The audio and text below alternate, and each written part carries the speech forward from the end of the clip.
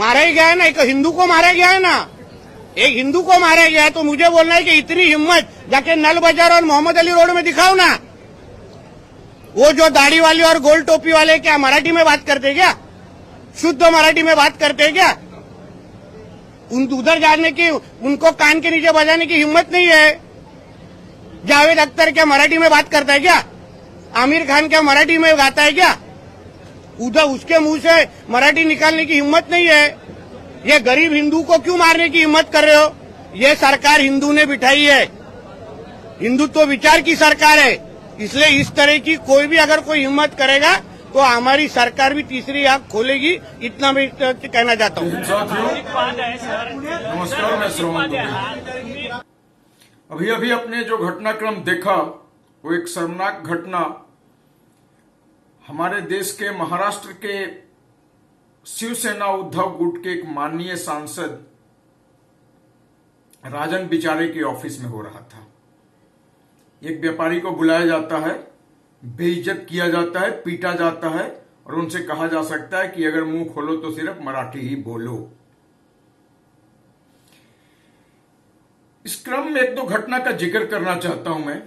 एक तो जब उस समय बहुत छोटा था, माइकल जैक्सन एक बार मुंबई आए थे जब बाल ठाकरे साहब जीवित थे, और यही राज ठाकरे, इसका हिंदू बोध भी मर गया था, मराठी बोध भी मर गया था, और माइकल जैक्सन के चरणों में लहालोट हो रहा था यह आदमी। तब इसका मराठी बोध भगवान को प्यारा हो गया था। एक और घटना का जिक्र करता हूं। साल 1982 इंदिरा गांधी के समर्थन में बाल ठाकरे ने एक बार कहा था भिंडरावाले को कि ज्यादा मर्द बनते हो तो एक बार मुंबई आके दिखा दो, शेर का मांद है ये, सारी मर्दानगी निकाल दूंगा। भिंडरावाले अपने 500 साथियों के साथ, या कुछ लोग तो ये कहते हैं कि यह संख्या हजारों में थी, हजारों सिखों के साथ ट्रक में मुंबई जाता है और वहां पे दादर के गुरुद्वारा में जाता है।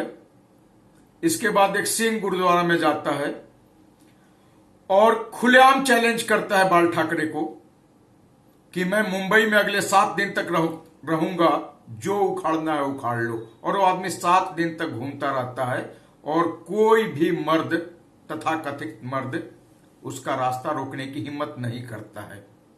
7 दिन तक हथियारों से लैस भिंडरावाले के समर्थक घूमते हैं और फिर वापस मुंबई से पंजाब आ जाते हैं। तब इनकी मर्दानगी सबने देखी, पूरे देश ने देखी, और अभी अभी नागपुर में भी देखी, जब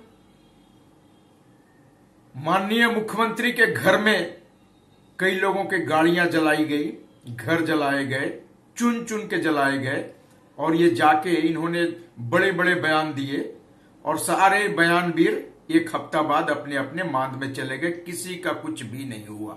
तब भी एफआईआर हुआ था और अब भी इस घटना के बाद एफआईआर हुआ है, और बहुत कम लोगों को यह उम्मीद है कि इस एफआईआर के बाद भी कुछ होगा। तो अब बाला साहब की जो बची खुची शिवसेना है वो राज ठाकरे नाम के गुंडे से मिलकर हिंदू विरोध की सूरा लाप रही है।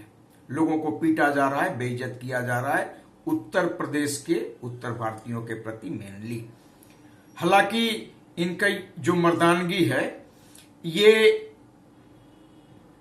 और कहीं नहीं चलती, किसी मुस्लिम भाइयों के ऊपर नहीं चलती, उनको मना नहीं कर सकते, हिम्मत नहीं कर सकते उनके यहां जाने का, उनके अजान पे एक शब्द बोलने का। कुछ दिन पहले लाउड स्पीकर वगैरह बंद करवा रहे थे, लेकिन सब ढोंग ढकोसला था जो बंद हो गया।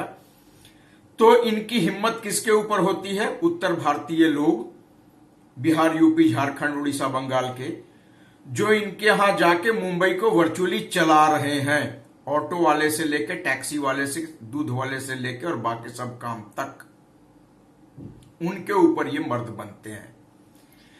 तो एक सवाल मन में आता है, क्या आम मराठी सचमुच हिंदू विरोधी है? और उत्तर है कतई नहीं। क्योंकि मेरे कई व्यक्तिगत मित्र हैं जो मुंबई में रहते, पूना में रहते, नागपुर में रहते हैं, जलगांव में रहते हैं। और ये मित्र फेसबुक वाले मित्र नहीं है, वैसे मित्र जिनसे मेरा बातचीत होते रहता है लगभग हर हफ्ते। और वो अपने घर में भी हिंदी बोलते हैं, हिंदी की इज्जत करते हैं। सालों से, कई दशकों से मैं इन्हें देखता आ रहा हूं।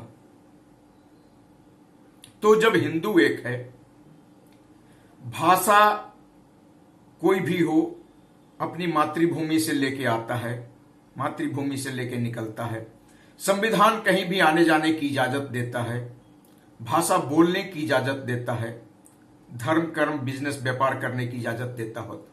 तो ये गुंडे होते कौन हैं ऐसा करने से रोकने वाले? और इसका उत्तर यह है कि इनकी जमीन खो चुकी है, खत्म हो चुकी है, जीरो हो चुकी है, स्क्रैच हो चुकी है। इनकी राजनीतिक जमीन खिसक गई है। अब इनके पास पब्लिक से कनेक्ट होने का दूसरा कोई रास्ता ही नहीं बचा। तो एकमात्र रास्ता यही है कि भाषाई आधार पे लोगों को अपने पास बुलाओ। इनके पास आने वाने वाला कोई नहीं है, पब्लिक सपोर्ट इनका जीरो हो चुका है। ये सारा खेल जो मुंबई में आने वाला म्युनिसिपल कॉर्पोरेशन का, बीएमसी का चुनाव है, उसका है। और यदि सचमुच ही हिंदू का विरोध है, तीसरा प्रश्न भी मन में आता है, तो ये फिल्म इंडस्ट्री को तत्काल बंद क्यों नहीं करवा देते? जितने भी उत्तर भारतीय या हिंदी भाषी गीतकार हैं, संगीतकार हैं, हालांकि हीरो हीरोइन तो है नहीं, वो तो नचनिया है या कलाकार बोल दीजिए उनको, hero, they are not the hero of our society. तो उनके ऊपर तो इनका कुछ बस नहीं चलता। वैसे एक सदी के महानायक भी वहां रहते हैं और भी कई लोग रहते हैं, लेकिन वो अपने अपने घरों में सेफ है। इनको सिविल इश्यूज से कोई सरोकार पहले भी नहीं रहा और अब भी नहीं है। They have never taken a stand against any of the issues pertaining to the civil society. तो उनका तो बात ही छोड़ दीजिए। खैर, तो ये मुंबई फिल्म वालों को परेशान नहीं करेंगे, आम लोगों को, बिजनेसमैन को पर्टिकुलरली टारगेट करेंगे। कहीं ये उगाही का मामला तो नहीं है? और ये उगाही के मामले में बिजनेसमैन ज्यादा फिट होते हैं। और वैसे हमारे जो चैंपियंस है, तथा कथित दलितों के चैंपियन, अम्बेडकरवादी, ये कभी इनके खिलाफ नहीं बोलते। अगर मामला यही हिंदुत्व के खिलाफ हो जाए, नरेंद्र मोदी के खिलाफ बोलना हो, तो इनके शब्द आसमान छूने लगते हैं। पर अब सारे चुप हैं, कोई बोल नहीं रहा है। सबको पता है कि राज ठाकरे के गुंडों में इतनी हिम्मत नहीं है कि कोई सिख या मुस्लिम भाई को मजबूर कर दे ये मराठी बोलने के लिए। Clearly the answer is no.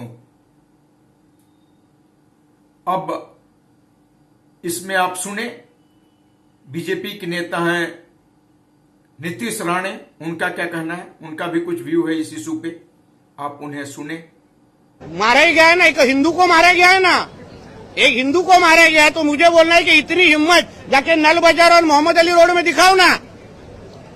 वो जो दाढ़ी वाली और गोल टोपी वाले क्या मराठी में बात करते क्या? ये तो ठीक है, शुद्ध मराठी में बात करते क्या? और उधर जाने की, उनको कान के नीचे बजाने की हिम्मत नहीं है। इन्हें अपनी जमीन तलाश। जावेद अख्तर क्या मराठी में बात करता है क्या? करना है। आमिर खान क्या मराठी में गाता है क्या?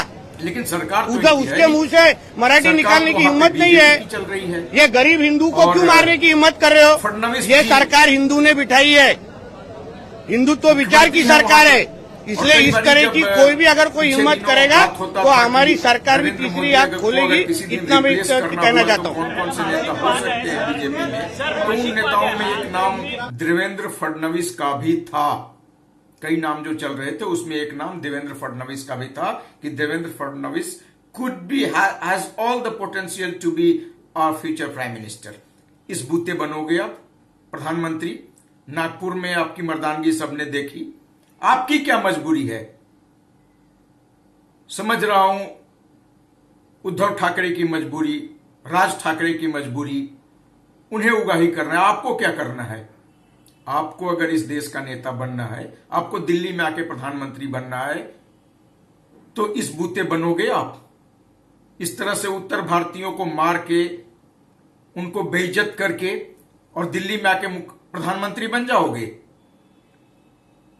और आपके अलावा भी कई नेता हैं, मंत्री हैं जो दिल्ली में रहते हैं, और वो उत्तर भारतीय क्षेत्रों का दौरा करते रहते हैं और वोट मांगते हैं। अभी अभी बिहार में इलेक्शन है, आएंगे वोट मांगने। क्या बोलोगे कि तुम हमें वोट दो और फिर आओ मुंबई में और हम तुम्हें कूटेंगे? कौन वोट देगा आपको? तो ये बात सिर्फ महाराष्ट्र का नहीं है, इस पे केंद्र को भी संज्ञान लेना चाहिए। और सिर्फ FIR से कोई बात बनता नहीं है। ये एक नीच विभाजनकारी हरकत है और इनसे एक शब्द नहीं निकला इस मामले में। तो क्या इस दम पे एक भारत श्रेष्ठ भारत का नारा देते हो आप? एक भारत ऐसे बनेगा हिंदी भाषियों को मारकर? अरे महाराष्ट्र, गुजरात और तमिलनाडु, कर्नाटक इसलिए बन गया कि तुमने हमारा हिस्सा खाया। अगर यही समुद्र हमारे यहां होता, पोर्ट हमारे यहां बनते, पंचवर्षीय योजना का पैसा ज्यादा हमारे यहां आया होता, हमारे यहां इंडस्ट्रीज लगती, हमारे यहां मिलिट्री इंस्टॉलेशन बनते, तो आज हम भी मुंबई ही होते। स्पेशल नहीं हो तुम कुछ भी। और एक तो जो ये घृणा है, इसका भाव इसलिए भी है कि बिहारी, यूपी वाले तुमसे ज्यादा मेहनतकश हैं, तुमसे ज्यादा दिमागदार हैं और तुम जलते हो, तुम ईर्ष्या करते हो। इस ईर्ष्या के बदौलत तुम बड़े नेता नहीं बन जाओगे। घटियापन तुम्हारा पूरा देश देख चुका है। सुधर जाओ, अभी भी मौका है। जय हिंद साथियों, जय श्री राम।